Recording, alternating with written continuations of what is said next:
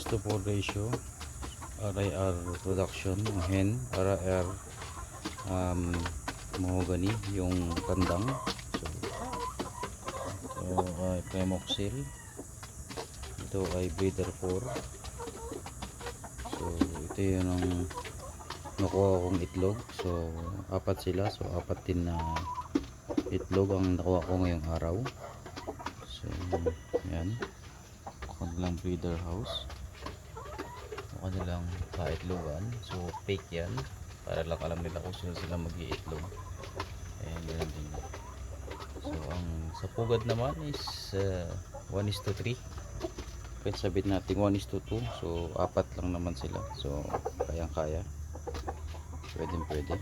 Pero nangyari kasi minsan nangitlong sila sa isang pugad, minsan sa dalawang pugad. So ito yung isang kulungan natin. Ito naman yung isa. So let's see. So yun nga, ito yung kabila. So kabila naman ay 1:3. So tatlo sila. Yan yung ano natin, nag-production. So, lahat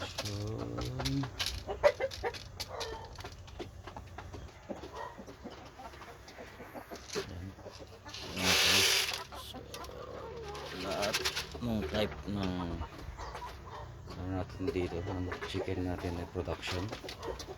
So ang hen ay production, kandang ay production. So yan, Premoxil. Yung nakuha natin itlog kanina sa kabila ay 4. So tignan natin dito kung ilan. So tatlo sila. So ayan, merong isang itlog. So isa, tapos tatlo nangingitlog. So ngayon lang naman yan, bago rin yan. Nakakaming 1:3 para sure. Diba? Ngayon meron na akong nakasalang sa incubator ng mga itlog na kanilang magiging susunod na mga breeder. So sila, ayan, medyo makupot na ang palong, pero nakapag-premoxil natin yan. Ayan yung kabila. So ayan sila, may lusog, bibigat.